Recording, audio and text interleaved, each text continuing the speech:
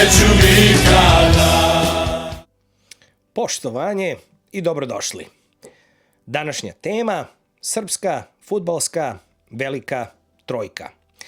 Vojvodina Zvezda i Crno-beli.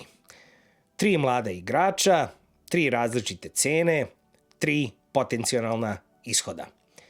Ali pravo pitanje danas nije da li oni, o kojima se najviše priča, vrede 8, 12 ili 18 miliona evra. Pravo pitanje jeste u kom okruženju će vredeti više, a u kom će izgubiti sve.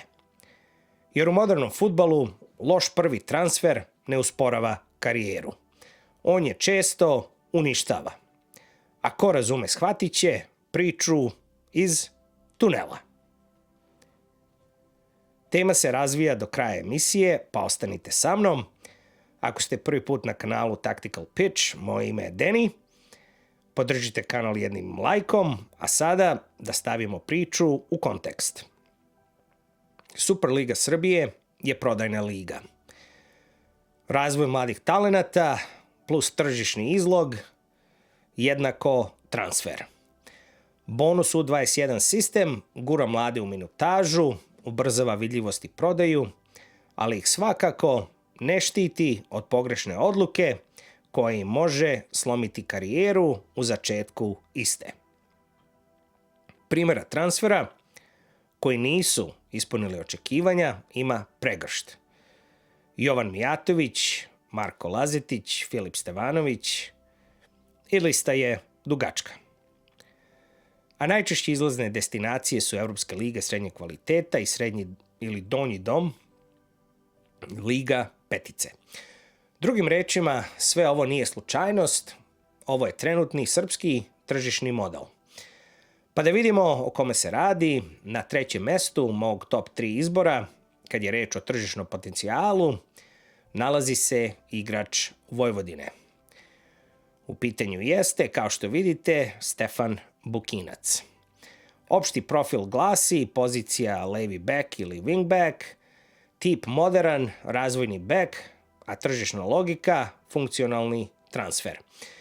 Bukinac je najmanje glamurozan od naše današnje trojke, ali je taktički najdirektniji profil i nešto što Evropa traži zbog globalne deficitarnosti na poziciji levog beka. Tehnički, Bukinac ima stabilan prvi dodir u kretanju, dobru kontrolu lopte u sprintu, centaršut iz trka i česte povratne lopte, kao i pas u širinu i u levi međuprostor. Nije tehnički virtuoz, ali je tehnički pouzdan. I to u brzini, što je ključna valuta za beka. Dok taktički razume širinu terena, zna kada da ostane visoko, zna kada da zatvori liniju, a može da igra u četvorci i trojci u zadnjoj liniji, što Evropa svakako ište. A ono što još uči, to je postavka u defanzivnoj tranziciji, zatvaranje druge stative, tajming i direkciju povratka unazad, posle napada i izgubljene lopte. I za kraj fizički profil, kod njega je vidna dobra početna brzina, solidna izdržljivost i korektna snaga u duelu. Ali nema elitni dugi sprint, tu drugu brzinu recimo, a duel u vazduhu mu je takođe limitiran. Ovo je telo koje nadograđuje, ne telo koje nosi ekipu. Zato pravi klub za njega nije stvar ukusa, nego stvar razvojne matematike. Znači, tema je klub fit, a ja tvrdim da idealno za Bukinca je Bundesliga. I kao prvi korak, razvojni sistemi velikih klubova. Šta je realno? Belgija, Švajcarska i Austrija. A rizično, Liga petice, veliki klub, bez minutaže. Zašto je rizično? Kod Bukinca problem nije kvalitet. Problem je trenutna sekvenca razvoja. Ako ode u klub gde nema kontinuitet, gde se greške kažnjavaju klupom i gde se očekuje da bek mora odmah biti gotov proizvod, razvoj će stati preko noći. A bek bez ritma gubi ofanzivni i defanzivni instinkt, gubi samopouzdanje, a fizički plafon ostaje neiskorišćen. I vrlo brzo dobije etiketu, solidno, ali ništa posebno. I šta je zaključak kad je u pitanju Bukinac? Realna cena od 4 do 8 miliona evra ima smisla, ali samo ako kupac traži funkciju, a ne ime. Za Bukinca minutaža je prava vrednost, a klupa je stagnacija karijere. Pa da bacimo pogled u komšijsko dvorište, broj 2 na našoj listi, Ognjen Ugrešić. Njegov opšti profil, pozicija centralni vezni, generalno osmica, tip igrača box to box, igrač koji je zahvalan za roster, a tržišna logika glasi sigurna investicija. Ovo je igrač koji retko izgleda loše na terenu, ali retko deluje fascinantno. Tehnički očigledan je siguran pas pod pritiskom, kontrola tempa, njegov prvi dodir je funkcionalan i ne stidi se udarca iz drugog plana. Nema magiju u nogama, ali ima pouzdanost.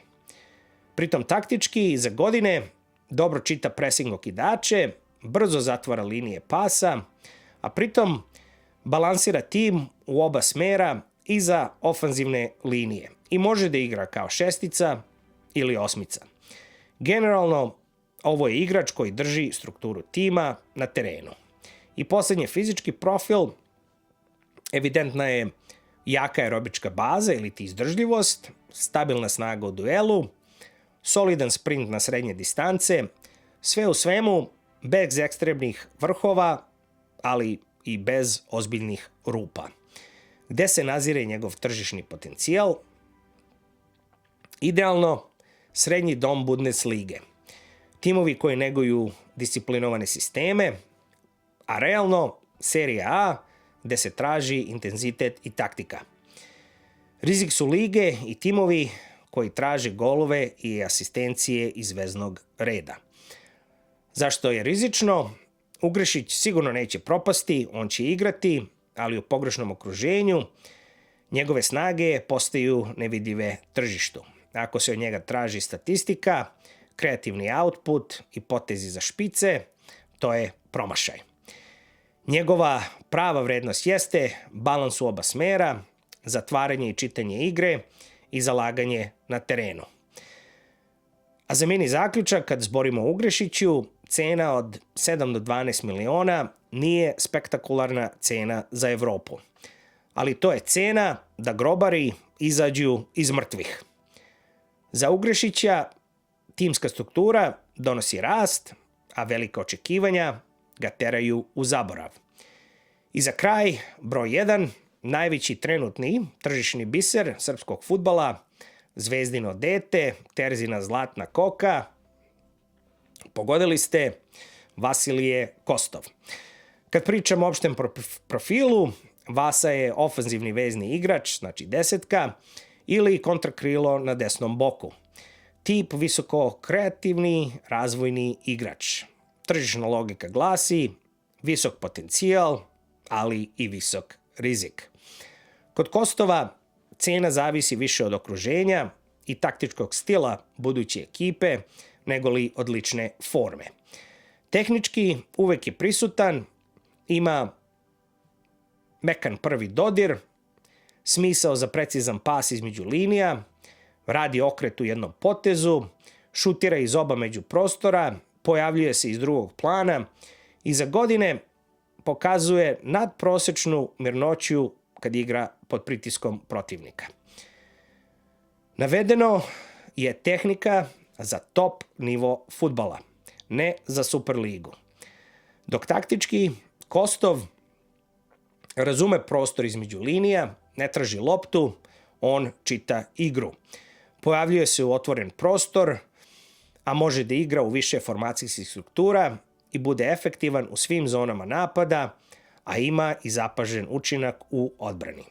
Ali taktički on dosta zavisi od poseda lopte, takođe tima koji ima strpljenja za razvoj mladih igrača i jasne uloge na terenu. Gledano po fizičkom profilu, njegova eksplozivnost je prosječna, duel igra je u razvoju, a brzina na otvorenom prostoru po dubini za sada ispod evropskog nivoa. Ali njegova fudbalska inteligencija nadoknađuje deficit fizičkih sposobnosti. Ali samo ako, ali podvlačim ako, formacijsko-taktički sistem novog kluba to dozvoli. Već se dosta licitira o imenima klubova udvarača, ali razum mi govori da bi naredna destinacija trebala biti idealno Belgija, Holandija ili Portugal. Realno, razvojni klub iz top 5 liga, a gde je rizično, to je vrhunski tim koji igra tranzicionalni fudbal bez poseda. Zašto je rizično za Vasu? U tranzicionalnom fudbalu njega lopta preskače, pa on nema ponavljanja u zoni uticaja i deluje mnogo sporije nego što uistinu jeste. Vrlo brzo etikete postaju opasne. Mekan, spor, preskup. I odjednom visoko plaćen igrač postaje projekat za rehabilitaciju. Kad je Kostov u pitanju, na današnjem tržištu, u dresu Zvezde, cena od 15 do 20 miliona evra svakako ima smisla. Ali samo ako klub razume ovog kreativca i njegov igrački profil. Za Kostova posjed je vrednost, a tranzicija znači pad cene. I da podvučemo jasnu liniju ovde iz tunela i šta je suština današnje priče. Ovo nisu samo 3 talenta, ovo su 3 investiciona profila. U fudbalskom smislu, Bukinac nudi funkciju i ponavljanje u oba smera. Ugrešić daje strukturu, balans i stabilnost u igri. Kostovu niko ne može osporiti talenat, ali su mu nužni operativni prostor i vreme za razvoj. A za njih trojicu u modernom fudbalu nije ključno koliko vrediš danas. Ključno je gde ćeš više vredeti sutra. Pametan transfer ne traži najveću ligu, ne traži najveće klupsko ime, već najbolje okruženje za dugoročni individualni razvoj i benefit srpskog reprezentativnog fudbala. A kako već znate, iz tunela ne završavamo monologom, završavamo dijalogom. Ako pratite srpski fudbal, a navijate za Zvezdu, zapratite kanal, ostavite like i sada pitanje za vas. Da li je top 3% igrača ispravna i kakve epiloge očekujete? Pišite u komentarima, a ja ću po običaju da vam odgovaram. Odbrojali smo 3, 2, 1 do sledećeg transfer buma svakog utorka iz tunela.